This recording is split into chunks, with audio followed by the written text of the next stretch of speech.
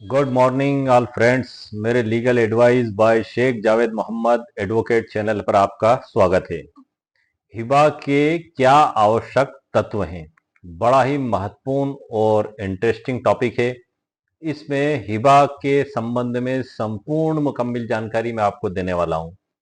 पिछले वीडियो भी मैंने बनाए हिबा से लेकर कि हिब्बानामा क्या है, हिब्बानामे की ड्राफ्टिंग कैसे करें, हिब्बानामा कौन कर सकता है, उन सब चीजों को भी इस वीडियो में मेरे द्वारा शामिल कर लिया गया है। यानी एक तरीके से ये एक बड़ा ही महत्वपूर्ण और मुकम्मल वीडियो होने जा रहा है।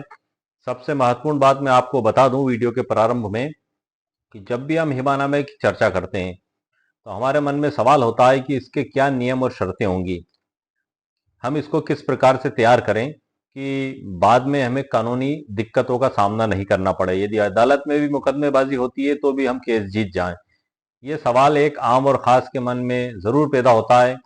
घर में, परिवार में, रिश्तेदारी में, नातेदारी में जब भी हिबा शब्द का इस्तेमाल होता है तो हमारे मन में सबसे पहले यही सवाल आता है कि इसको कैसे लिखा जाएगा, इसकी क्या नियम होंगे, इसकी क्या शर्तें होंगी, इसको किस प्रकार से कानूनी रूप से सही बनाया जा सकता है। तो उन सभी सवालों का जवाब आज की वीडियो में आपके लिए लेकर आया हूं मैं सर। और ई बुक भी इसकी मैंने आपके लिए तैयार की है, उसमें समस्त जानकारी मेरे द्वारा लिख भी दी गई है। उसकी लिंक इसी वीडियो के नीचे डिस्क्रिप्शन बॉक्स में मेरे द्वारा दे दी गई है। और आप सबसे एक रिक्वेस्ट है मेरी, पसंद आई होगी। हम आगे बढ़ते हैं। आगे बढ़ने के बाद मैं अब आपको आगे का परिचय ई बुक में से दूंगा, लेकिन उससे पहले मैं आपको बता दूं कि जो मुख्य बात है सर, सबसे महत्वपूर्ण चीज मैं आपको ई बुक की ओर ले जाने से पहले ही बता दूं, जो हिबा के जो मेन आवश्यक तत्व हैं वो कुल मैंने 8 आवश्यक तत्व आपके लिए तैयार किए हैं। ये आपको बुक्स में नहीं मिलेंगे सर, ये मेरे कलेक्शन में ही मिलेंगे, मेरी ई बुक के अंदर ही आपको मिलेंगे। बड़े कॉन्फिडेंस के साथ मैं आपसे कह रहा हूं इस बात को।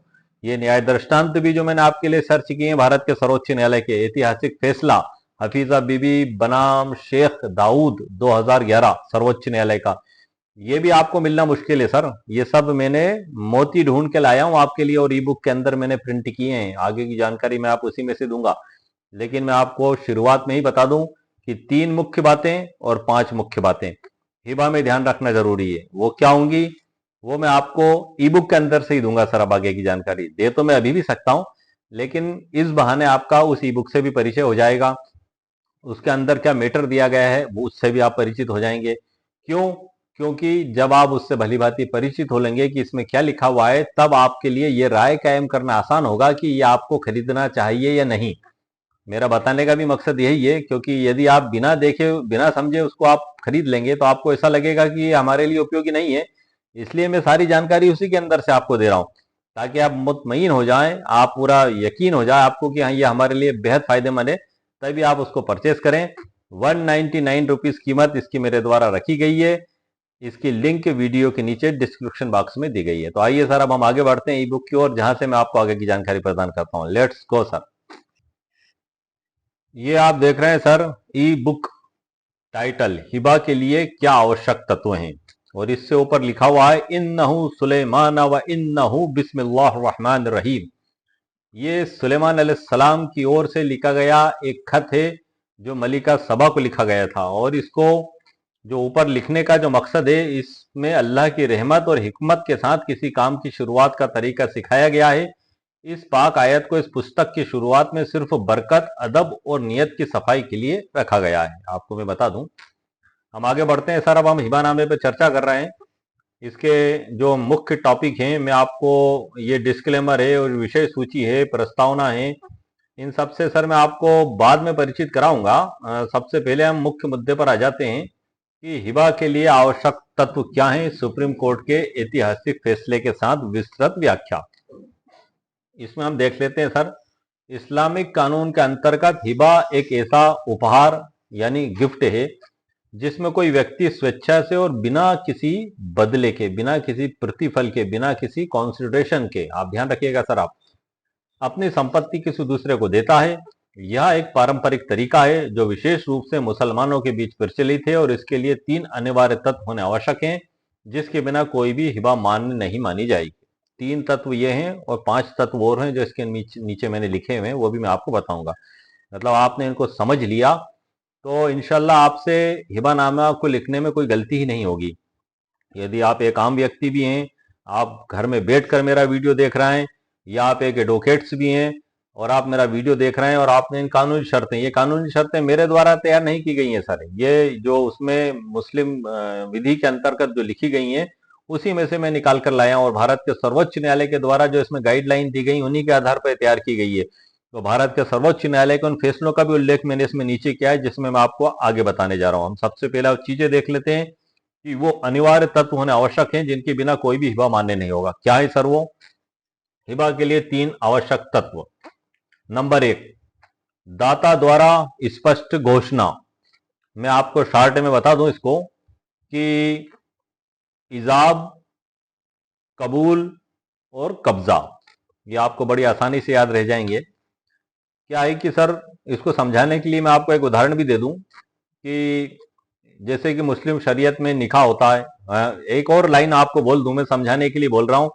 तू मुझे कबूल, मैं तुझे कबूल, इस बात का खुदा गवाह। ये लाइन आपने अमिताभ बच्चन साहब की खुदा गवाह पिक्चर में आपने देखी होगी, उसमें कबूल के ऊपर ये बनाया गया था।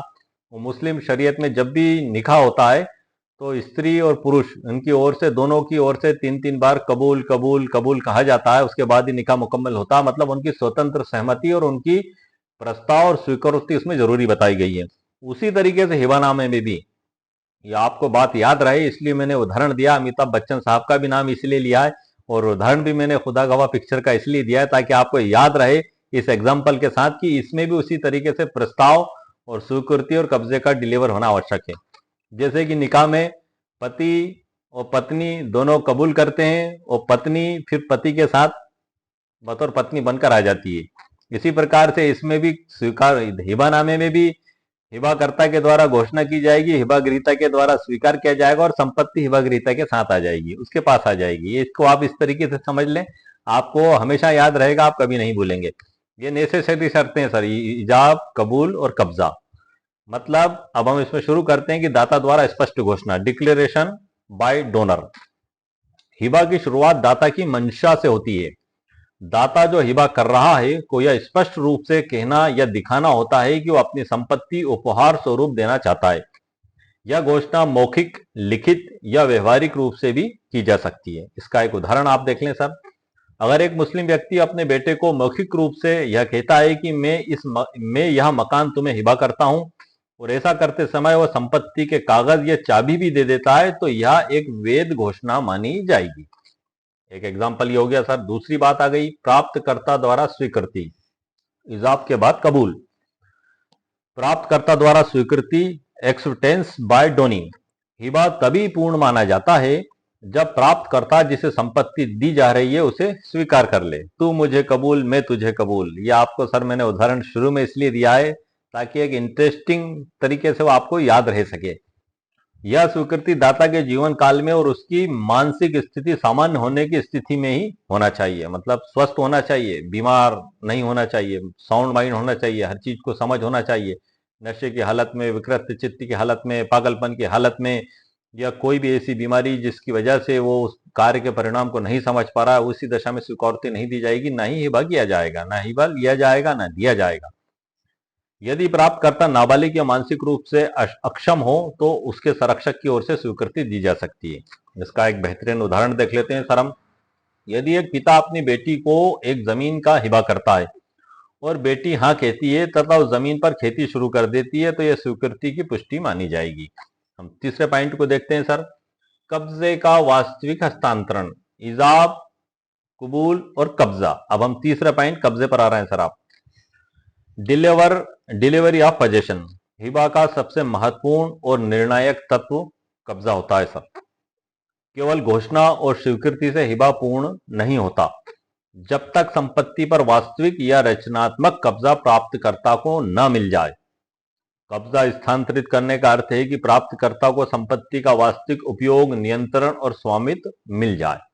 इसका उदाहरण देख लेते हैं सर हम एक।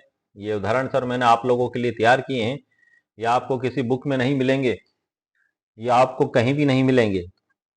ये क्योंकि ये मैं इतने कॉन्फिडेंस से ये इसलिए कह रहा हूं सर, क्योंकि हर व्यक्ति की रचना, प्रकृति और नेचर ईश्वर और अल्लाह ने अलग अलग बनाया है। तो हर व्यक्ति के मुंह से, हर व्यक्ति की समझ से जो बात निकलती है वो कॉपी टू कॉपी पृथ्वी में कहीं मिल ही नहीं सकती। सबके चेहरे अलग बनाए ऊपर वाले ने, सबके थंब अलग बनाए, हर चीज अलग बनाई है, इसलिए हर चीज एक जैसी हो ही नहीं सकती। इसलिए मैं कॉन्फिडेंस के साथ आपसे कह रहा हूं कि आपको इंशाल्लाह कहीं नहीं मिलेंगे जो मेरी ई बुक के अंदर आपको प्राप्त हो रहे हैं और मेरे वीडियो के अंदर जो चीज आपको प्राप्त हो रही है। उदाहरण है सर इसका, यदि किसी ने एक मकान का हिबा किया तो प्राप्तकर्ता को उस मकान की चाबी, कागज और उसमें रहने की अनुमति देना जरूरी है। अगर प्राप्तकर्ता उसमें रहने लगता है तो यह कब्जे का स्थानांतरण माना जाएगा। ये तीनों चीजें हो गई सर मुकम्मिल। अब हम आगे बढ़ते हैं। हिबा कौन कर सकता है? इस्लामिक लॉ में उपहार देने की पात्रता, जो पिछले वीडियो है सर उनका भी समावेश कर दिया है मैंने इसमें शॉर्ट में, ताकि आपको आसानी हो सके। नंबर चौथा है, केवल मुस्लिम व्यक्ति हिबा कर सकता है। हिबा करने के लिए मुस्लिम होना जरूरी है। क्यों? क्योंकि अगर कोई व्यक्ति मुस्लिम नहीं है और वो फॉर एग्जाम्पल दूसरे धर्म का है, दूसरे मजहब का है, तो वो जो हिबा करेगा तो वो उसके धर्म में जो नियम और कानून दिए गए हैं उसके अनुसार वो करेगा। जैसे कि हिंदू विधि के अंतर गिफ्ट किया जाता है जिसे हम दान पत्र कहते हैं, उसकी नियम और शर्तें अलग होती हैं। मुस्लिम ला की नियम और शर्तें अलग होती हैं, इसके प्रावधान अलग होते हैं। मुस्लिम विधि के तहत मौखिक हिबा भी किया जा सकता है, उसका रजिस्ट्रेशन करवाना भी आवश्यक नहीं है, लिखित भी हो सकता है और रजिस्टर्ड भी करवाया जा सकता है। रजिस्ट्रेशन एक्ट 1908 की धारा 17 के तहत सभी चीज इसमें बताई गई। मैं आगे बढ़ता हूँ सर। केवल मुस्लिम व्यक्ति हिबा कर सकता है। हिबा इस्लामिक कानून के अंतर्गत आता है, इसलिए इसे केवल वही व्यक्ति कर सकता है जो मुस्लिम हो। गैर मुस्लिम व्यक्ति अगर उपहार देना चाहता है तो वह अपने पर्सनल लॉ के अनुसार देगा, लेकिन यह हिबा नहीं कहलाएगा। हिबा के नियम, शर्तें और कानून उस पर लागू नहीं होगी। शरीयत एक्ट 1937 के प्रावधान वहां पे लागू नहीं होंगे, वहां उनके पर्सनल लॉ लागू होंगे। पांचवा, वयस्क होना आवश्यक है सर। मेजोरिटी, हिबा करने वाला व्यक्ति बालिग मतलब 18 वर्ष या उससे अधिक आयु का होना चाहिए। नाबालिग द्वारा किया गया हिबा अवैध और शून्य और वाइड माना जाएगा। छठा नंबर है अकील और समझदार, साउंड माइंड जिसको हम कहते हैं। दाताओं को मानसिक रूप से स्वस्थ होना चाहिए। पागल, बेहोश या नशे में दिया गया हिबा अमान्य होगा। नंबर सातवां है सर संपत्ति का मालिक होना। यह सबसे महत्वपूर्ण चीज है सर, सबसे बड़ी चीज है। हिबा केवल वही व्यक्ति कर सकता है जो स्वयं उस संपत्ति का वैध और कानूनी मालिक है। किसी और की संपत्ति पर हिबा करना अमान्य है। ये बिल्कुल नोटेड पॉइंट बात है सर। रजिस्ट्रार ऑफिस में जब रजिस्ट्रेशन एक्ट 1908 की धारा 17 के तहत जब आप रजिस्ट्रेशन करवाने जाते हैं तो वह रजिस्ट्रार साहब सबसे पहले क्या चेक करते हैं? मैं आपको प्रैक्टिकली बता रहा हूं सर। मैं गया था एक रजिस्ट्रेशन का हिबा कराने, मुस्लिम ला के तहत वह हिबा मेरे द्वारा करवाया गया था। आम तौर पर उन सब की ड्राफ्टिंग लगभग एक ही जैसी होती है नियम और शर्तों के अधीन, लेकिन उसमें स्टाम्प ड्यूटी भी अदा की गई, पंजीयन शुल्क भी अदा किया गया। रजिस्ट्रार साहब डॉक्यूमेंट्स चेक करते हैं। डॉक्यूमेंट्स में क्या चेक करते हैं? जैसे कि वो कृषि भूमि का हिबा मेरे द्वारा करवाया गया था, उनके बेटे ने के पक्ष में, सॉरी कृषि भूमि का नहीं, एक मकान का था, मकान का, वो उनके बेटे के पक्ष में वो कर रहे थे। तो उसमें सबसे पहले नगर पालिका में जो भूमि स्वामी के रूप में दर्ज थे वो प्रमाण पत्र चेक किया गया। नगर पालिका की टैक्स रसीदें चेक की गई, उसका नक्शा उसमें लगाया गया इंजीनियर के द्वारा जो बनाया गया था, हाथ से भी बना के आप लगा सकते हैं। ये सब चीजें उसमें चेक की गई। इसी प्रकार से एक कृषि भूमि का भी मेरे द्वारा करवाया गया था। यदि आप कृषि भूमि का हिबानामा करवाते हैं या रजिस्टर्ड विक्रय विलेख करवाते हैं तो उसमें एक ही चीज देखी जाती है, जैसे कि खसरा और उसके बाद ऋण पुस्तिका और नक्शा। इन सब में बतौर मालिक आपका नाम दर्ज होना जरूरी है और ये 2-3 दिन के या एक हफ्ते के अंदर की होना आवश्यक है। रजिस्ट्रार साहब पुराना नहीं मानते हैं। अब यदि इसमें आपका नाम नहीं है तो आप ना तो विक्रय करने में सक्षम होंगे और ना ही हिबानामा करवा पाएंगे। रजिस्ट्रार साहब यही चेक करते हैं, यदि उसमें आपने उनसे कंसल्ट किए बगैर ऑनलाइन पोर्टल पर अपलोड भी कर दिया और वहां सीधे पहुंच गए तो उसको होल्ड पर डाल देंगे या जो भी टीप लगाए रोक देंगे उसको। तो इस बात का आप ध्यान रखें। और ये सातवां पॉइंट हमारा इसी से संबंधित है कि संपत्ति का मालिक होना जरूरी है। अब ये चीज तो वहां पे क्लियरिफाई हो गई आपकी, लेकिन कई बार आप रजिस्ट्रार ऑफिस में नहीं जाते हैं, आप ऐसे ही कुछ तो भी करने की सोचते हैं। जैसे कि मुस्लिम शरीयत में प्रावधान दिए गए हैं कि मौखिक हिबा कर लेते हैं, मौखिक हिबा को याददाश्त हिबानामे में लिख लेते हैं हम, या फिर हम हिबानामा लिख लेते हैं और उसमें सब कुछ कर लेते हैं, घोषणा और स्वीकारोक्ति और कब्जा।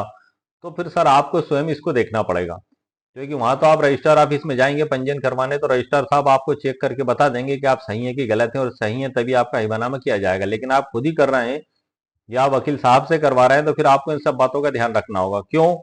क्योंकि इन सब चीजों का खामियाना और नुकसान आपको फिर यदि उसमें विवाद पैदा होता है, अदालत में मुकदमा लगाया जाता है, तब आपको उठाना होगा सर। फिर वहां हर चीज बारीकी से देखी जाएगी, हर चीज की नाप तोल होगी उसमें सर। सारे नियम शर्तें जो मैंने आपको अभी बताई हैं, ये सातों शर्तें और आठवीं शर्तें स्वतंत्र इच्छा से देना, ये अंतिम शर्तें, इन आठों चीजों को बारीकी से जांचा और परखा जाएगा। सभी शर्तें देखी जाएंगी, यदि वो उसमें खरा नहीं पाया गया, उसमें नियम और कानूनों का उल्लंघन पाया गया, तो अदालत के द्वारा आपके उस हिबानामे को शून्य भी घोषित किया जा सकता है। ये फैसला अदालत के ऊपर होगा, लेकिन आपको इन चीजों का ध्यान रखना आवश्यक है। अब हम आगे बढ़ते हैं सर। स्वतंत्र इच्छा से देना चाहिए, अंतिम और आठवां। हिबा स्वेच्छा से किया गया कार्य होना चाहिए।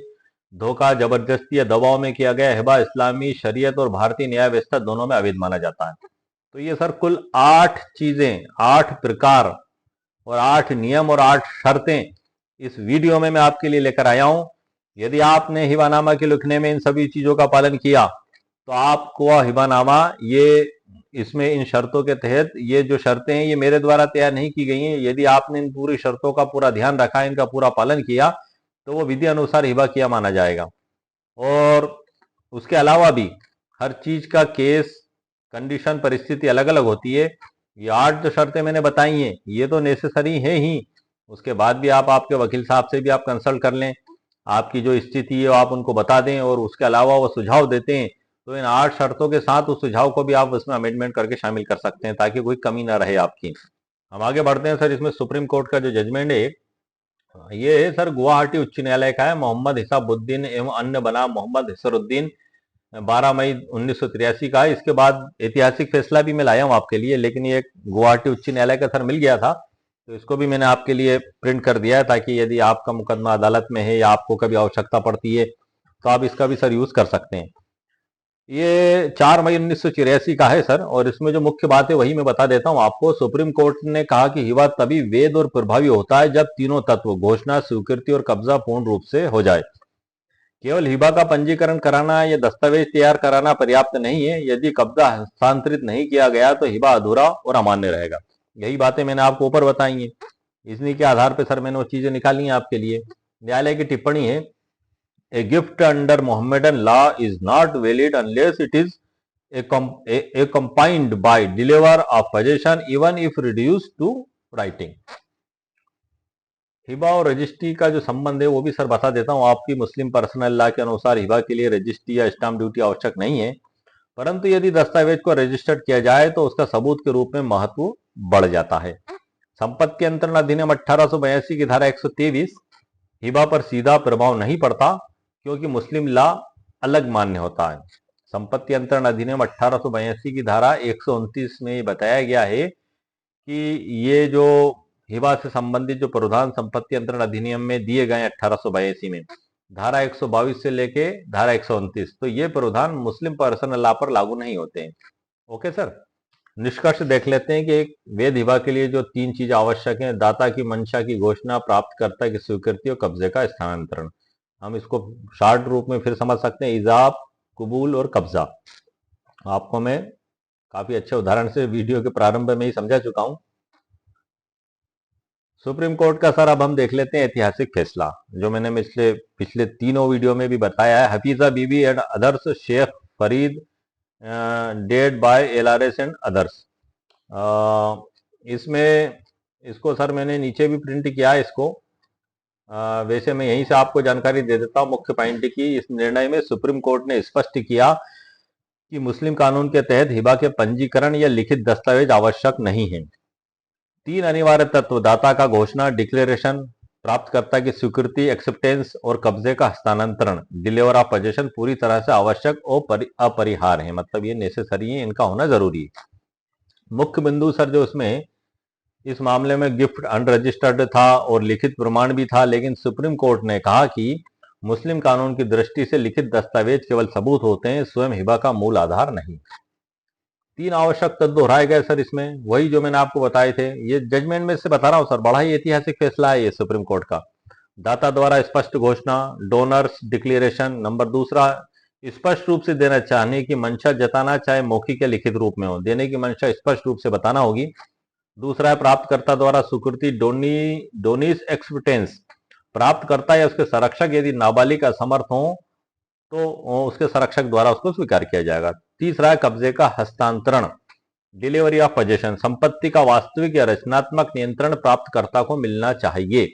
ये भारत के सर्वोच्च न्यायालय के फैसले के आधार पर जो जानकारी दी वो दे रहा हूं सर मैं आपको। उपयुक्त जो शीर्षक है इसमें जो बताया गया है कि सुप्रीम कोर्ट ने मुस्लिम हिबा पर स्थायी रूप से स्थापित सिद्धांतों को पुष्टि किया है जो भारत भर की अदालतों में संदर्भित केटेबल और मार्गदर्शक होते हैं। क्योंकि भारत ये सर्वोच्च न्यायालय का फैसला है सर, तो ऑल इंडिया में सभी अदालतों को भारत के सर्वोच्च न्यायालय को फैसले को माना जाएगा। ये एक कानून का सिद्धांत है। तो आप इस फैसले को ऑल इंडिया में आप जहां भी हैं, जिस भी कोने में भारत के जिस भी अदालत में यदि आपका मुकदमा इस तरीके से इस मुद्दे पे इस टॉपिक पे है तो वहां इस न्याय दृष्टांतों को आप पेश कर सकते हैं जज साहब के समक्ष। फैसला गुण दोषों के आधार पे होगा, आपका मामला किस प्रकृति का है, क्या एविडेंस है, क्या डॉक्यूमेंट्स हैं, जज साहब के द्वारा देखने के बाद फैसला किया जाएगा। लेकिन इसका लाभ आप प्राप्त कर सकते हैं। हम आगे बढ़ते हैं। बैकग्राउंड और कोर्ट का विचार। सुप्रीम कोर्ट ने मुल्लास प्रिंसिपल ऑफ मोहम्मदन लॉ सहित क्लासिकल इस्लामिक कानून और टीपी एक्ट की धारा 129 को ध्यानपूर्वक विश्लेषित किया, अध्ययन किया, पढ़ा और पुष्टि की कि मुस्लिम हिबा पर टीपी एक्ट की पंजीकरण आवश्यक लागू नहीं होती है। कोर्ट ने यह भी स्पष्ट किया कि दान की मंशा जरूरी है, यदि स्पष्ट घोषणा नहीं है तो हिबा अमान्य माना जाएगा। यह सबसे महत्वपूर्ण चीज है सर जो निकलकर सामने आती है। सारांश में जो बताया गया इसमें कि यह प्रमुख सुप्रीम कोर्ट निर्णय जो मुस्लिम कानून में हिबा की वैधता की नींव रखता है। हफीजा बीबी विरुद्ध शेख दाऊद नाम से है सर, वैसे हो शेख फरीद उनके बेटे वगैरह भी हैं दाऊद। यह निर्णय पंजीकरण की बाध्यता को खारिज करता है। तीनों अनिवार्य तत्व इसमें होना जरूरी है। अब इसमें ये तो सर हो गया सर हमारा ऐतिहासिक फैसले के आधार पर मैंने आपको पूरी जानकारी दे दी। अब हिबानामे की जो परिभाषा मेरे द्वारा आपके लिए तैयार करके रखी गई है उस पर भी मैं थोड़ा आपका प्रकाश दिलाना चाहूंगा।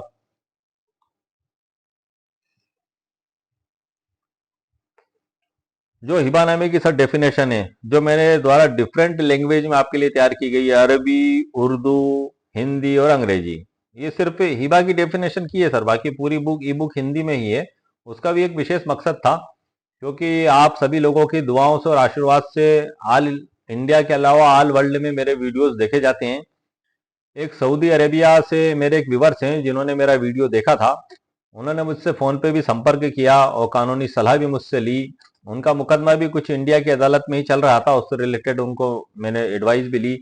मैंने उनसे पूछा कि सर आपको मेरा नंबर कहाँ से मिला, तो उन्होंने बताया कि सर मैं सऊदी अरेबिया में रहता हूँ काफ़ी सालों से और यहाँ आपके वीडियो में नियमित रूप से देखता भी हूँ और आपके वीडियो के नीचे जो डिस्क्रिप्शन बॉक्स है वहीं से मैंने कानूनी कंसल्टिंग की जो लिंक है उसके सारे नियम और कायदे पढ़ने के बाद आपको फीस जमा करने के बाद वहां से नंबर प्राप्त करने के बाद आपको फोन किया।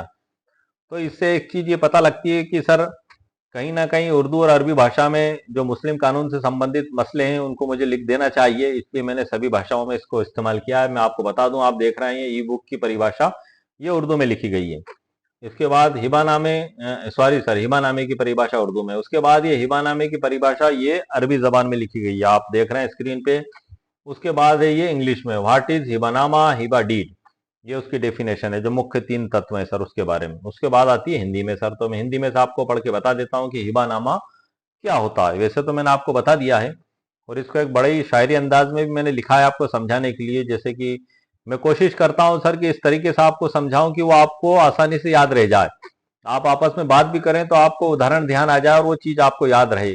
जैसे कि मैंने तू मुझे कबूल मैं तुझे कबूल इस बात का खुदा गवाह, अमिताभ बच्चन की जो फिल्म का उदाहरण है उसमें जो कबूल शब्द इस्तेमाल किया गया है उसको फोकस करते हुए मेरे द्वारा समझाया गया था शुरू में कि इसमें भी कबूल वही महत्वपूर्ण होता है, इजाब, कबूल और कब्जा। यदि यह अभाव है सर तो हिबानामा पूर्ण नहीं माना जाएगा।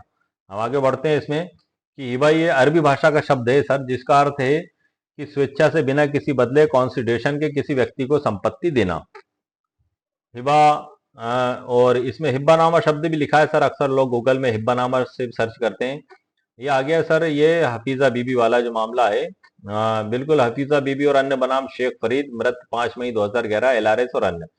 ये मैंने ऊपर शॉर्ट में लिखा था सर, इसमें डिटेल में भी मैंने लिखा है, इसके थोड़े से फैक्ट भी बता दूं मैं ताकि आपको आसानी हो जाए कि शेख दाऊद के 3 बेटे थे, शेख फरीद, महबूब सुबहानी और मोहम्मद याकूब। और इनकी 5 बेटियां थीं। 3 बेटे थे, 5 बेटियां थीं। कौन कौन सी थीं? सप्पूरा बीबी, खैरुन्निसा बेगम, नूरजहां बेगम, राबिया बीबी और अलीमा बीबी। पांचों बेटियों की शादी हो चुकी थी। उनकी पत्नी का निधन उनसे पहले हो गया था। Sheikh Daud reserve head constable के पद से सेवानिवृत्त हुए थे। ये यूनानी चिकित्सक भी थे। ये इसका मेन जो है मामला है सर, और इन्हीं के द्वारा हिबा किया गया था उनके पुत्र याकूब के पक्ष में। फिर अदालत में मुकदमेबाजी हुई, ट्रायल कोर्ट से लेकर सर्वोच्च न्यायालय तक का मामला पहुंचा, और वहां भी उनके हिबानामे को वैध माना गया। पूरी डिटेल जानकारी मैंने ई बुक के अंदर लिखी हुई है, और मैं अब आगे बढ़ता हूं सर। इसमें इसमें पूरी ट्रायल कोर्ट, सुप्रीम कोर्ट, पूरी डिटेल मैंने व्याख्या की है। उसको मैं शॉर्ट में आपको समझा चुका हूं मुख्तसर तौर पे, और बाकी की डिटेल आपको ई बुक के अंदर से सर प्राप्त हो जाएगी। इसको मैंने अलग अलग प्रश्नों में भी बांटा है। ये प्रश्न मैंने निकाल के रखे हैं सर, ताकि आपको वो चीज क्लियर हो सके कि क्या इस मामले में हिबानामा लिखित रूप में हुआ था। ये जानना बेहद जरूरी है हमारे लिए। क्यों? क्योंकि रजिस्ट्रेशन एक्ट 1908 की धारा 17 के तहत यदि सेम डे हिबानामा हुआ है, सारी शर्तें नियम उसी दिन पूरे हुए हैं, इजाब कबूल और कब्जा लिखा भी गया है, तो फिर उसका रजिस्ट्रेशन एक्ट के तहत पंजीयन कराना जरूरी है सर। आपको स्टाम्प ड्यूटी भी आपको देना होगी और पंजीयन शुल्क भी देना होगा। लेकिन यहाँ इन सब से उठ के सर्वोच्च न्यायालय के द्वारा फैसला दिया गया है कि वो बिना पंजीकरण के भी उसको वैलिड माना है। आगे बढ़ते हैं सर हम। क्या यह हिबा मौखिक था? नहीं, लिखित था सर। फिर क्या इस अनरजिस्टर्ड हिबा को मान्यता क्यों मिली?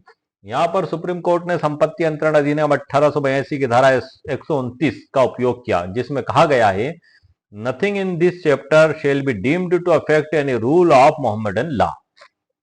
यानी टीपी एक्ट की सामान्य शर्त जैसे धारा 123 जो रजिस्ट्री की मांग करती है, मुस्लिम हिबा पर लागू नहीं होगी, क्योंकि मुस्लिम हिबा को मुस्लिम पर्सनल लॉ के तहत ही तय किया जाता है।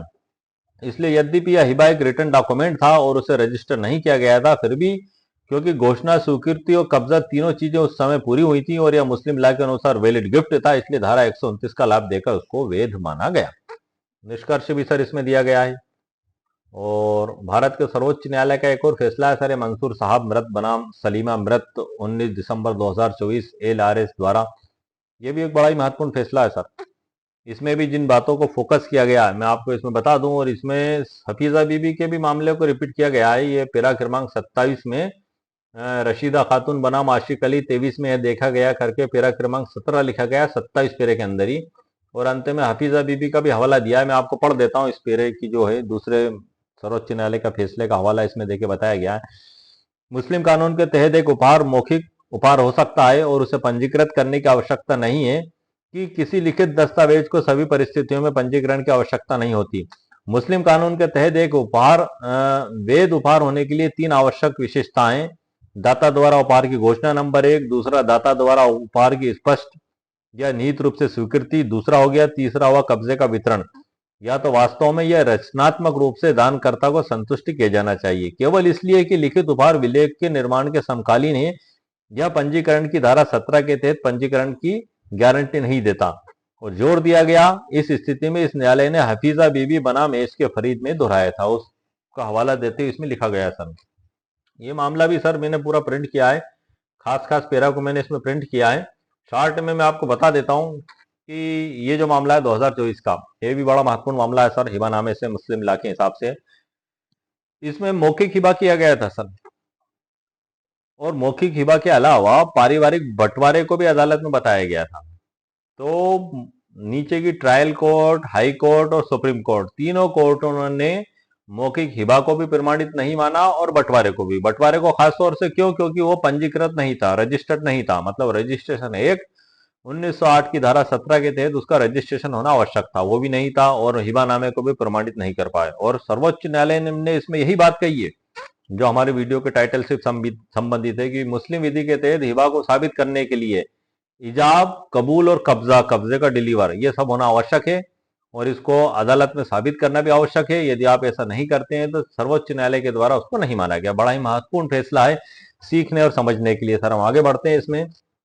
ये सर हिबानामा दान पत्र मुस्लिम विधि अनुसार इसकी जो ड्राफ्ट है, ये नोटरी वकील साहब से आप नोटरी भी करवा सकते हैं सर इसको, क्योंकि याददाश्त हिबानामा है, मेमोरेंडम है, सब कुछ पहले अंतरित हो चुका है, ट्रांसफर हो चुके हैं टाइटल। अब आप उसको बाद में मेमोरेंडम के रूप में अगर आप लिखाते हैं तो वैसे ही स्टाम्प शुल्क से तो छूट दे दी गई है आपको मुस्लिम विधि के तहत, तो आप उसको बराबर सादे कागज पे लिखा लें, सादे हरे कागज पे लिखा लें, सफेद कागज पे लिखा लें, और थोड़ा सा आपका दिल अगर फरियाद है, बड़ा दिल है, तो 500 या 1000 रुपए का स्टाम्प ले लें सर। लाखों करोड़ों की संपत्ति का आप ट्रांसफर कर रहे हैं, नोटरी वकील साहब ने नोटरी करवा लें, ताकि इन फ्यूचर यदि कोर्ट में आवश्यकता पड़े या कहीं तहसीलदार साहब के सामने या नगर पालिका में आप दस्तावेज दें, तो वो अधिकारी और कर्मचारी इस दस्तावेज को देख के थोड़ा समझें तो कि हाँ ये 100-500 पे लिख के लाएं और नोटरी वकील साहब से नोटरी भी करवाया, कुछ तो वैल्यूएशन बढ़ाएं सर आप। भले ही आपको उसमें छूट दे दी गई है, आप सादे हरे कागज पे, आप तो मौखिक भी आपको, तो आप तो मौखिक चले जाएं, भला वो अधिकारी कैसे मान लेगा?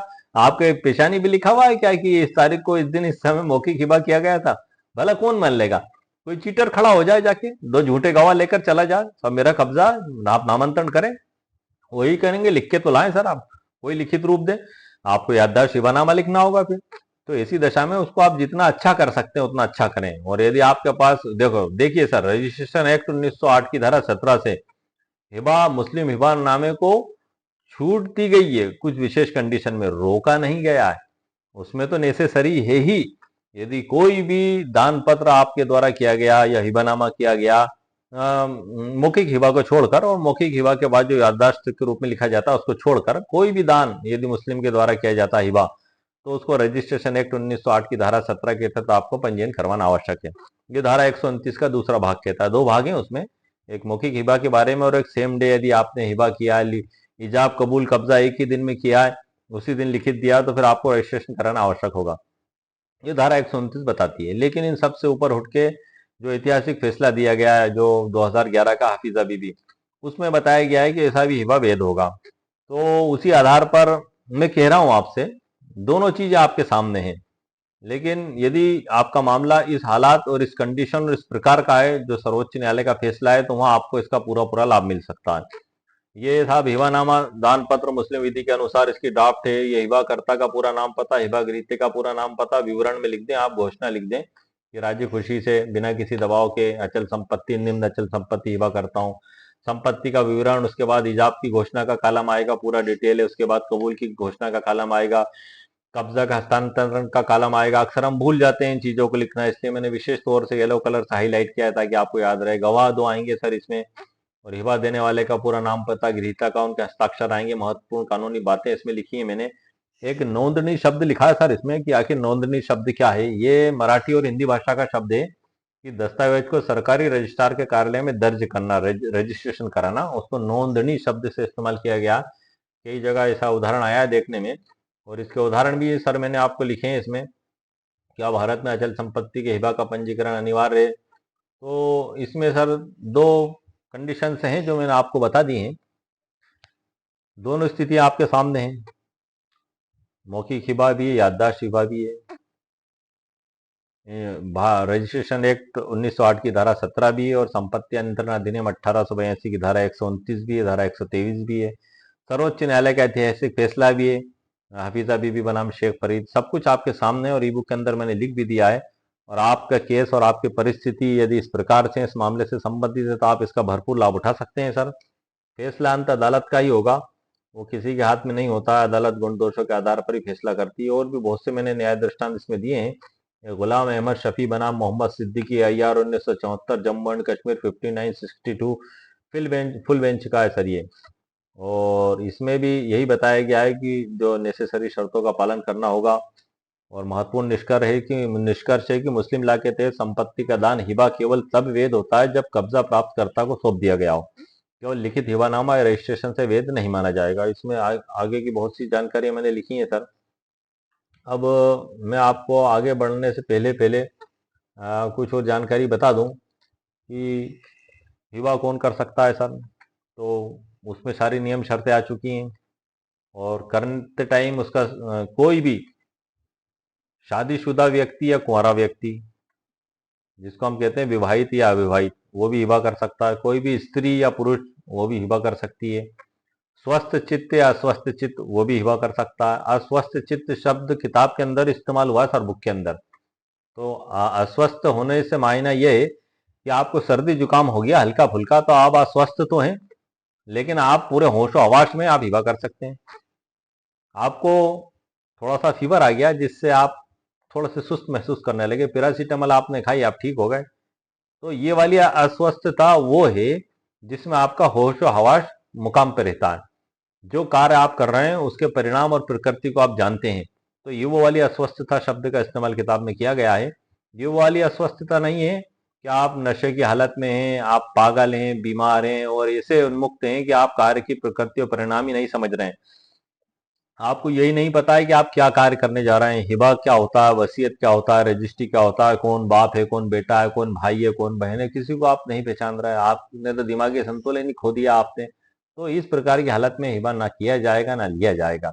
इस बात का सर आपको बिल्कुल ध्यान रखना है। और इसी के साथ ये स्वतंत्र सहमति से होना चाहिए। तो हिबा कौन कर सकता है इसकी जानकारी सर मैंने आपको दे दी। किसके पक्ष में किया जा सकता है, तो वही ये चीजें रिपीट होती हैं। कोई भी स्त्री पुरुष हिबा लेने में सक्षम है, स्वस्थ व्यक्ति होना चाहिए, नाबालिग है तो उसकी तरफ से संरक्षक लेगा, और गैर मुस्लिम को भी ये किया जा सकता है। तो ये उसमें भी स्वतंत्र सहमति, ये सभी चीजें इसमें मौजूद होना चाहिए। ये चीजें हो गई सर। हमें हिब्बानामा किसे कहते हैं, पूरा डिटेल वीडियो सर बनाया है, तकरीबन 1 घंटे का मेरे चैनल पर अपलोडेड है, और महत्वपूर्ण ई बुक भी उसके साथ मैंने शामिल कर दिए। इसी प्रकार से जो हिबानामे की जो महत्वपूर्ण चीजें हैं सर, वो मैंने आपको इस वीडियो के अंदर लगभग पूर्ण रूप से प्रदान कर दी हैं। अब मैं आपको कुछ महत्वपूर्ण जानकारी और बता दूं, इसी बुक से परिचित भी करा दूं इसकी विषय वस्तु से, ताकि आपको पता लगे कि पूरी ई बुक से तो सर पॉसिबल नहीं है कि मैं आपको पूरी ई बुक की जानकारी दूं, लेकिन धीरे धीरे वीडियो बना बना कर मैं आपको देता रहता हूं। लेकिन मैं इसमें से जो विषय सूची बता दूं, और एक चीज और बता दूं, मैं इसको समझाने के लिए मैंने एक और ट्रिक आपको निकाली है, आपके लिए पढ़ के बता देता हूं मैं। ईजाब कबूल और कब्जा हो जब दो गवाहों के साथ, तो हिबा बनता है शरीयत का पाक सौगात। एक बार फिर पढ़ दूं सर मैं। ईजाब कबूल और कब्जा हो जब दो गवाहों के साथ, ये आपको एक पंक्ति याद रह सकती है इस तरीके से, ईजाब कब्जा और कबूल हो जब दो गवाहों के साथ, तो हिबा बनता है शरीयत का पाक सौगात। ये दूसरा तरीका हो गया। एक तरीका मैंने आपको वीडियो की शुरुआत में बताया था निकाह का, कि उसमें जो कबूलियत का मुकाम है वो निकाह संपन्न ही नहीं होता है, पूर्ण नहीं होता है उस तरीके से, अगर उसका पालन नहीं किया जाता है। तो इसी तरीके से हिबा में भी अगर इन शर्तों का, कबूलियत का, स्वीकारोक्ति का, कब्जे का, डिलीवर का अगर पालन नहीं किया जाएगा तो वो भी स्वीकार नहीं माना जाएगा। इसी प्रकार से एक और लाइन मैंने लिखी है, जो दिया गया हो दिल से वो लौटाया नहीं जाता, शरीयत का दस्तूर है हिबा मिटाया नहीं जाता, मोहब्बत में मिले जमीन के टुकड़े भी अमानत होते हैं, दस्तावेज नहीं है भरोसे की विरासत होते हैं, हिबानामा सिर्फ कागज नहीं नियत की तहरीर है, जो शर्तों से पूरा हो वही सच्चा दस्तखत की तासीर है। ये इसमें बताया गया है सर। विषय सूची में हम आ जाते हैं, और इसमें जो अध्याय 1 है मैं आपको बता दूं, हिबा दान की कानूनी परिभाषा। अध्याय 2 में हिबा की वैधता हेतु आवश्यक तत्व। अध्याय 3 में भारत में अचल संपत्ति से संबंधित कानून। 4 में मुस्लिम विधि में मौखिक हिबा का कानून। 5 में याददाश्त हिबानामा, इसकी ड्राफ्ट भी दी है सर मैंने। प्रमुख न्यायालयीय निर्णय और व्यवहारिक पहलू और विवाद का समाधान, हिबा विलेख बनाने की प्रक्रिया, और अक्सर पूछे जाने वाले सवाल, निष्कर्ष और सुझाव। और ये डिस्क्लेमर है सर हर वीडियो के, उसमें मैं लिखता हूँ ये मेरा जो वीडियो है सर, सिर्फ एक कानूनी जागरूकता पैदा करने के उद्देश्य से बनाया गया है, किसी भी व्यक्ति को व्यक्तिगत राय के रूप में नहीं है। मेरा वीडियो, मेरी ई बुक्स, इनका उपयोग आप अपने स्वयं के लिए आप कर सकते हैं। किसी भी अदालत में आप मेरी ई बुक को पेश नहीं कर सकते, किसी भी तहसील न्यायालय में नहीं पेश कर सकते, और ना ही इसको आप किसी सरकारी दफ्तर में पेश कर सकते हैं। ये एक पीडीएफ है सर, एक नोट्स है, पीडीएफ नोट्स जिसे हम कह लें, प्रॉब्लम सॉल्यूशन पीडीएफ नोट्स, जिसमें विभिन्न कानूनों का संग्रह मेरे द्वारा आपके लिए एक जगह किया गया है। ये सारे कानून आपको किसी भी एक किताब में मिलेंगे ही नहीं। इट्स नॉट पॉसिबल कि आपको एक जगह मिल जाए। क्यों? क्योंकि आप देख रहे हैं कि जो टीपी एक्ट की बुक है सर, आप देख रहे हैं फॉर एग्जाम्पल के रूप में, तो अब टीपी एक्ट की जो हिबा की परिभाषाएं, धारा 129 से लेकर 122 से लेकर 129 तक, तो आपको सिर्फ वही मिलेंगी। मुस्लिम विधि की ये साइटेशंस, मुस्लिम विधि की डेफिनेशन इसमें नहीं मिलेगी। मुस्लिम विधि की बुक मेरे पास रखी हुई है, आपके पास भी होगी, यदि आप उसको खोल कर देखेंगे तो उसमें ये चीजें आपको नहीं मिलेंगी। तो ये सब चीजों का एक कॉम्बिनेशन है, एक संग्रह है सर, कि एक खास तौर से वो आपकी प्रॉब्लम को सॉल्व कर सके और आपकी समस्या का हल हो सके। उसके बाद आती है सर प्रस्तावना, ये पूरी प्रस्तावना है। और उसके बाद टाइटल है हिबा का आवश्यक तत्व, जहां से मैंने वीडियो की शुरुआत की थी और आपको बता दिया था। उसके बाद सर फिर अंत में मतलब ये जो महत्वपूर्ण बातें हैं, उसके बाद फिर अध्याय 1 चालू होगा और फिर वो जो सभी अध्याय मैंने आपको बताए थे वो सभी अध्याय उसमें चालू होकर फिर अंत तक जाएगा। और अंत में फिर उसके डिस्क्लेमर भी मेरे द्वारा दी गई है। हिबानामा याददाश्त हिबानामे की ड्राफ्ट भी इसी बुक के अंदर दे दी गई है। याददाश्त हिबानामे के अलावा हिबानामा जो हम तैयार करते हैं सामान्यतः जो याददाश्त हिबानामा नहीं होता उसकी भी ड्राफ्ट सर इसमें मेरे द्वारा दे दी गई है। इसी प्रकार से जो रजिस्टर्ड हिबानामा होता है, क्योंकि रजिस्टर ऑफिस में जो रजिस्टर्ड हिबानामा होता है उसकी भी एक ड्राफ्ट होती है सर। उसमें थोड़े से नियम और शर्तों को कुछ अलग तरीके से लिखा जाता है। तो यदि आपको आवश्यकता महसूस होती है तो आप कमेंट्स करके लिखें, तो मैं कोशिश करूंगा कि नेक्स्ट वीडियो जो संपदा 2.0 में रजिस्ट्रार ऑफिस में रजिस्ट्रेशन एक्ट 1908 की धारा 17 के तहत पंजीयन करवाते समय उपयोग की जाती है उस पर भी मैं आपके लिए स्पेशल वीडियो बना दूंगा। यहाँ की मैंने जो पंजीयन करवाया था हिवानामे का 11 लाख के करीब उसमें संपत्ति का मूल्य था और उसमें एक में कुछ अलग था। मैं उन्हीं को एग्जाम्पल करके आपके लिए बना दूंगा, लेकिन आप लिखें तो सर कमेंट में कि आप उसके चाहत रखते भी हैं या नहीं, क्योंकि अक्सर मैं आप लोगों की प्रॉब्लम के सॉल्यूशन के लिए वीडियो बनाने की कोशिश करता हूं जिससे आपकी प्रॉब्लम का सॉल्यूशन हो सके। यदि वो भी आपकी प्रॉब्लम में शामिल है, ये वो भी आपकी जिज्ञासा का विषय है, तो मैं आपके लिए वो भी जरूर निकाल के ले आऊंगा और आपके लिए वीडियो भी मैं बना दूंगा। तो इस प्रकार से सर आज के वीडियो में हिबा के जो आवश्यक तत्व हैं क्या हो सकते हैं उस पर मैंने मुकम्मल कानूनी राय आपको दे दी है। मैंने हिबा से रिलेटेड तकरीबन 4 वीडियो 5 वीडियो और बनाए हैं और विभिन्न कानूनी मुद्दों पर बिना लिमिट के बिना सीमा के, कोई सीमा और हदों में बंधा हुआ नहीं हूं सर मैं किसी का, बिना लिमिट और बिना सीमा के मैं उन कानूनों के तहत आपको कानूनी जानकारियां प्रदान करता हूं। बिना लिमिट और सीमा से मेरा मतलब ये है कि अक्सर कई वकील अपने आप का एक दायरा तय कर लेते हैं कि वो दीवानी लायर हैं या वो फौजदारी लायर हैं या वो चेक बाउंस स्पेशलिस्ट हैं या वो क्लेम केस स्पेशलिस्ट हैं, अंतरराष्ट्रीय कानून विशेषज्ञ हैं या संविधान के विशेषज्ञ हैं। नो सर, मेरी कोशिश रहती है कि ऑल फील्ड आपका किसी भी क्षेत्र से संबंधित कानूनी प्रश्न है, इंशाल्लाह मैं उसके जवाब देने की पूरी कोशिश करता हूं, भरसक प्रयास करता हूं, उससे संबंधित लॉ उससे संबंधित कानूनों का संग्रह करने की कोशिश करता हूं। हो सकता है कुछ वक्त लग जाए और हो सकता है हर सवाल का जवाब भी ना दे पाऊं मैं, क्योंकि काफी कमेंट्स आती हैं सर। तो जहां तक मुझसे हो सकता है मैं कोशिश करता हूं, लेकिन मेरे वीडियो में कहीं ना कहीं आप सभी लोगों के सवालों के जवाब आ ही जाते हैं। एक मेरे व्यूअर्स ने मुझसे कहा था कि क्या हिबानामे पर 2 गवाह नॉन मुस्लिम हो सकते हैं।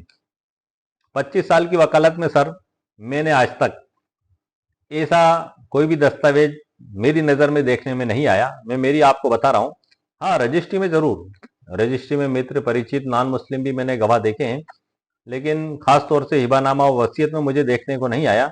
लेकिन फिर भी आपकी जानकारी के लिए मैं बता दूं, मेरे व्यूवर्स बड़े इंटरेस्टेड थे इस क्वेश्चन को जानने में। वो जो उन्होंने कमेंट्स की थी, अब आपका क्या मसला है भाई, आपकी क्या परिस्थिति है मुझे तो नहीं मालूम, लेकिन ये प्रश्न भी बड़ा लीक से हटके ही आया है, तो मैंने भी इसका अध्ययन किया है। तो आपको एक बात बता दूं कि जब दान करता सिर्फ मुस्लिम होना जरूरी है, लेकिन दान गैर मुस्लिम को भी किया जा सकता है। जब दान गैर मुस्लिम को किया जा सकता है तो गैर मुस्लिम को गवाह क्यों नहीं रखा जा सकता?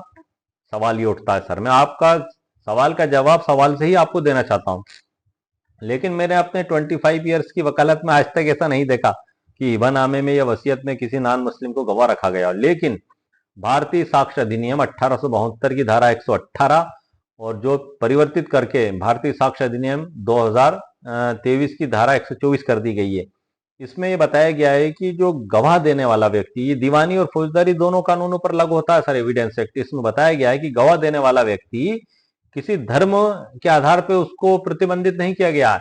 उसकी एबिलिटी होना चाहिए, वो बालिग होना चाहिए, स्वस्थ होना चाहिए, सुनने समझने में समर्थ होना चाहिए, गवाह देने में सक्षम होना चाहिए, किसी बीमारी रोग से ग्रस्त नहीं होना चाहिए। इन सभी बातों का वो उसमें फोकस किया गया है। तो इसी प्रकार से आप उसमें कोई नॉन मुस्लिम को भी आप गवाह रख सकते हैं, क्योंकि कानून में मुझे कहीं पढ़ने में नहीं आया सर, मुझे नहीं आया। लेकिन ये मेरी व्यक्तिगत सलाह किसी भी व्यक्ति के लिए नहीं है। मेरी इस बात को सुनने के बाद यदि आप इस पर अमल करना चाहते हैं तो आप आपके वकील साहब से भी एक बार कंसल्ट कर लें। वो भी बुक को खोलेंगे, ढूंढेंगे, देखेंगे और आपको कुछ ना कुछ तो जवाब देंगे। और अगर मैंने जो सर्च किया उससे हटके आपको कोई जवाब प्राप्त होता है तो कमेंट्स में जरूर कर दें सर, ताकि मेरा भी नॉलेज बढ़ जाएगा मैं उस पर आपको स्पेशल वीडियो भी बना दूंगा उसके ऊपर। तो आज के वीडियो में सर हम हिबानामे पर चर्चा कर रहे हैं। अभी कुछ एक वीडियो और मैं हिबानामे पर ही लेके आऊंगा, उसके विभिन्न पहलुओं पर और एंगल्स पर, क्योंकि मैं जब एक टॉपिक को सर लेता हूं तो उसकी सूक्ष्म से सूक्ष्म व्याख्या करने की कोशिश करता हूं, उसका कोई पहलू ना छूटे, किसी भी एंगल से आपको ये ना लगे कि इसमें हमारी ये बात रह गई। आप मेरे चैनल पर आए तो हिबानामे के हर पहलू से आप पूर्ण रूप से परिचित हो सकें, आपके हर सवाल का जवाब आपको मेरे चैनल पर मिल सके, मेरे वीडियो में और मेरी ई बुक में। ये मेरा पूरा प्रयास रहता है। इसलिए जब भी मैं कोई टॉपिक पकड़ता हूं तो उस पर तकरीबन 2 4 5 8 10 12 15 जितने भी वीडियो होते हैं उनको बना ही देता हूं सर। तो इसी प्रकार से अभी हिबानामे का मेरा टॉपिक चल रहा है, इसको पूर्ण होने के बाद में फिर नेक्स्ट टॉपिक लूंगा। लेकिन इस हिबानामे के टॉपिक को बनाने के बीच बीच में भी मैं कुछ अन्य जो जरूरी टॉपिक हैं, यदि कोई वर्ष के सवाल आ जाते हैं तो उनको भी ले लेता हूँ। आपसे सर मेरी एक बार फिर रिक्वेस्ट है, मेरे सभी व्यूअर्स से मेरी एक रिक्वेस्ट है कि YouTube की ओर से ऑफिशियली तौर पर मुझे फ्लिपकार्ट और मंत्रा कंपनी का, जिसको हम कहते हैं एफिलिएट पार्टनर, बनाया गया है। और YouTube की ओर से उसकी लिंक भी मेरे वीडियो के नीचे डिस्क्रिप्शन बॉक्स में दी गई है। वो वीडियो में लेफ्ट हैंड साइड या तो ऊपर ही दिखाई देती है व्यू प्रोडक्ट करके, या फिर आपको डिस्क्रिप्शन बॉक्स में दिखाई देगी। आपका एक भी रुपया खर्च नहीं होगा, लेकिन मेरी हेल्प हो जाएगी सर, उससे मेरा उत्साह बढ़ जाएगा। मैं आपके लिए इसी तरीके से कानूनी वीडियो बनाता रहा हूं और बनाता रहूंगा। आप जो भी किताब, कपड़ा, जूते, कंप्यूटर, मोबाइल आप खरीदते हैं फ्लिपकार्ट और मंत्रा से, तो आप सिर्फ मेरी लिंक से आप खरीद लें तो उसमें मुझे एक छोटा सा कमीशन प्राप्त होगा। यह आपका मेरे लिए बड़ा सहयोग होगा, और इस सहयोग को करने में आपका एक रुपया भी खर्च नहीं होगा। और वैसे भी मैं आपके लिए इस एफिलिएट प्रोग्राम का सदस्य बनने से पहले भी मैं आपके लिए वीडियो बनाता रहा हूं और बाद में भी बनाता रहूंगा। ये चीज इतनी महत्वपूर्ण नहीं है, लेकिन चूंकि एक अवसर मुझे दिया गया है यूट्यूब की ओर से, ऑफिशियल तौर पर दिया गया है, आधिकारिक तौर पर, ऐसा नहीं है कि मैं आपसे ऐसे ही कह रहा हूं। तो आप जो भी खरीदी करें ऑल इंडिया में, आप जहां भी हैं, मेरा वीडियो आप देख रहे हैं, तो मेरी लिंक से मेहरबानी करके आप खरीदी करें, तो उसका एक छोटा सा कमीशन मुझे प्राप्त होगा, जिससे मुझे काफी खुशी और प्रसन्नता होगी। और मैं इसी तरीके से लगातार आप लोगों के लिए वीडियो बनाता रहूं और बनाता रहूंगा। और उम्मीद है सर आपको मेरा वीडियो पसंद आया होगा। मेरे वीडियो को आप लाइक भी करें, शेयर भी करें और सब्सक्राइब भी करें। ओके, शुक्रिया, थैंक यू सर।